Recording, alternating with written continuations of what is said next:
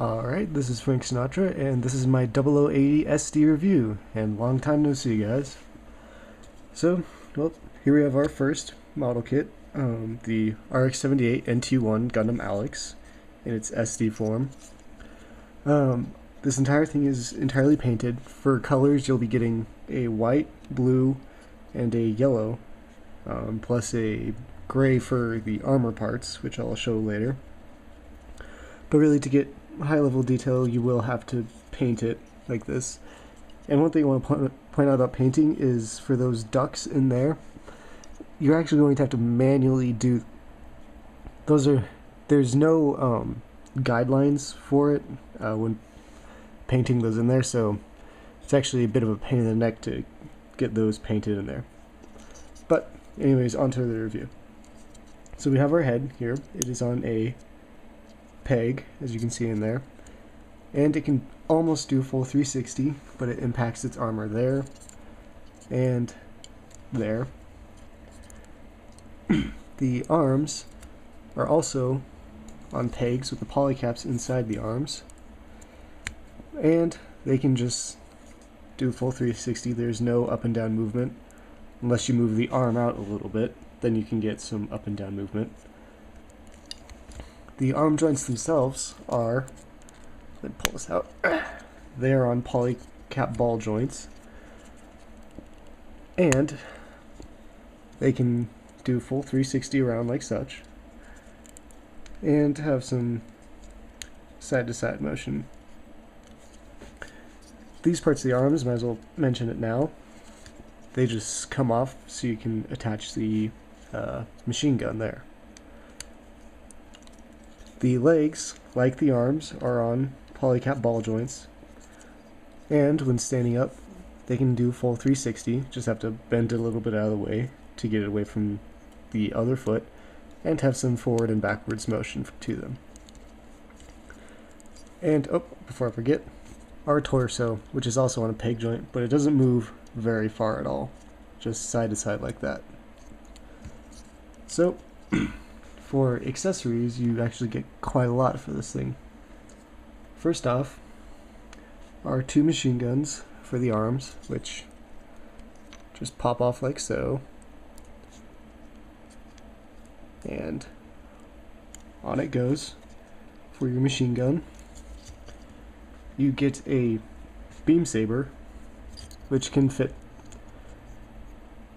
kind of okay in the hands. It doesn't go too far. And lastly, well, not lastly really, you get yourself a shield. And kind of just goes on like that. It works for both arms. So let's pull all these off for the last set of accessories.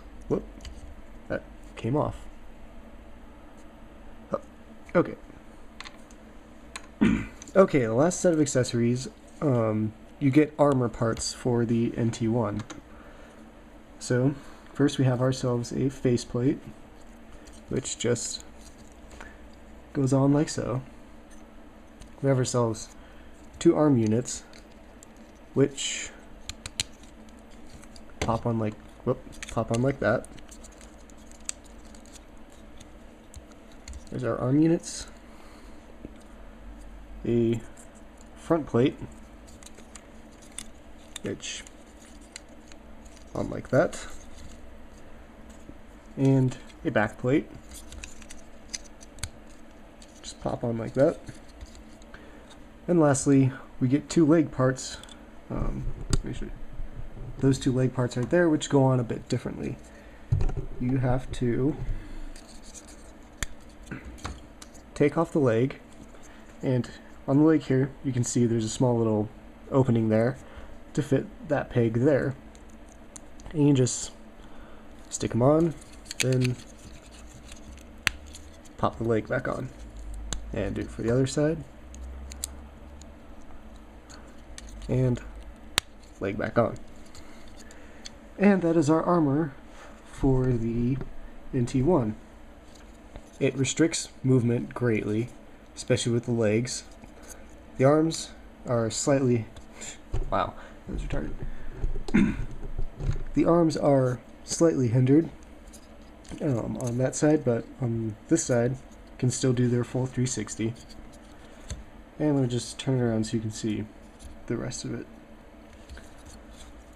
Alright, for the NT1 and its box, first off, here's its manual with a nice color photo of the Alex.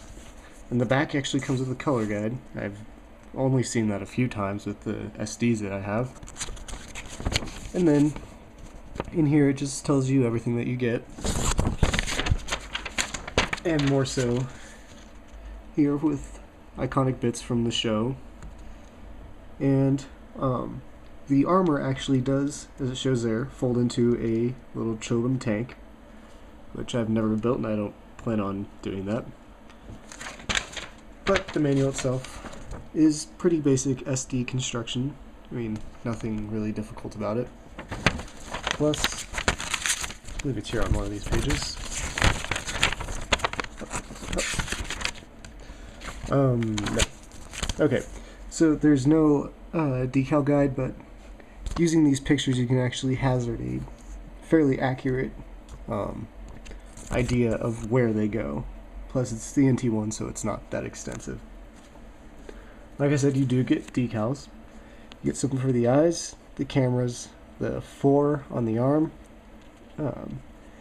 that for the crotch piece, a piece for the shield, and an Alex for the white Alex piece. And lastly, I should show off the box.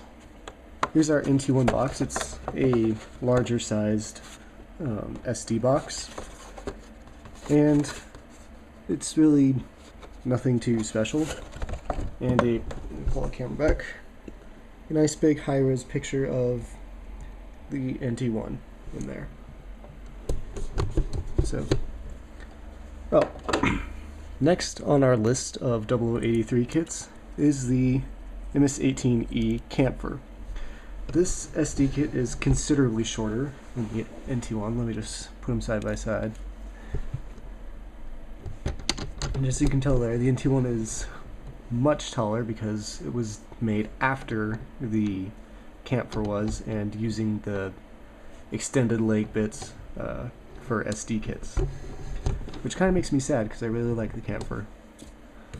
But anyways, for articulation, our head is on a peg, and it can go up and down like that, and turn that far that way, and that far that way.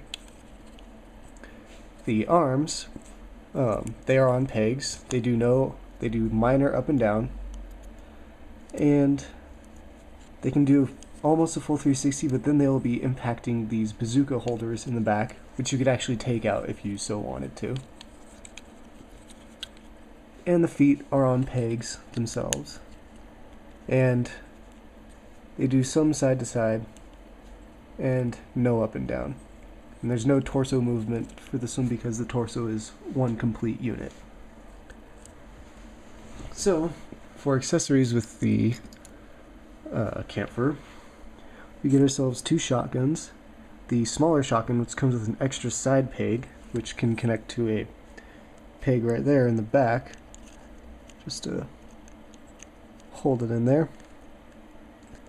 A little bit of a loose hold, but I'll deal with it. We have ourselves the second extended shotgun, which goes in the hands quite nicely, completely too. Next we get 2 bazookas. Both are identical, and both of these bazookas do have springs inside of them to shoot, for one, these 5 little missile bullet things, and they lock in like normal ones do. Ow, God. Okay, you just push it in there, and it should lock. Come on, lock. There we go. And it fires a pretty good distance. And these bazookas, of course, can be mounted onto the back of the Camphor, like such. There's our... Oh, and before I actually forget, they also do fire these side rockets, which do also connect to the side of the side of the legs right there. And just connect one in there. There we go. And get the other one in there. There we go. Okay, so this thing's starting to get pretty heavily loaded. And the last weapon accessory is the chain mine set, which will come in this this color actually, of solid plastic, and it just fits in the hand like such. Now, like the NT1, this SD does come with extra armor, although hardly as extensive. Comes with 2 bits. One, a piece for the head, which you just off, back on. Doesn't want to go on. Give me a second.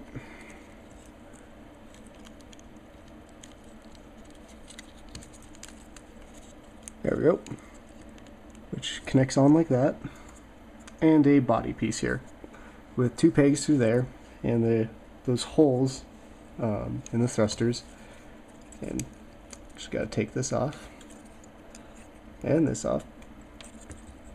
Okay, move the arms down, and this thing just pushes in.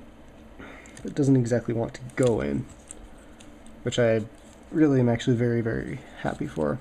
Let's try it. Yeah, I didn't think so. Yeah, I was totally right. But yes, that's all the accessories for the camphor. The box itself, does come with decals. You have the 4 Cyclops team ones. These 2 silver pieces for the white part on the shoulder and the white part on the antenna there. And you have a bit for the eye, which I just painted in myself, and a Xeon symbol. Next is the manual, and the manual's considerably less impressive than the NT1s. Just a CG rendering of the SD, and with some pictures on the back of what it should look like when it's done, plus the mine. And this is really the extent of the manual. It's hardly anything in terms of steps on how to create it, with a small little thing there. And then, since you probably didn't notice it, let me bring it up here. It doesn't give at the end like most kits where it gives a entire section for decals. It just tells you to apply them as you go. And finally, the box. And here's our little box. Let me pull the camera out again. Bring it up. With that same CG rendering on the front. And then just details on the side of it. Nothing really that impressive about this box. But those are the 2 kits for 0080.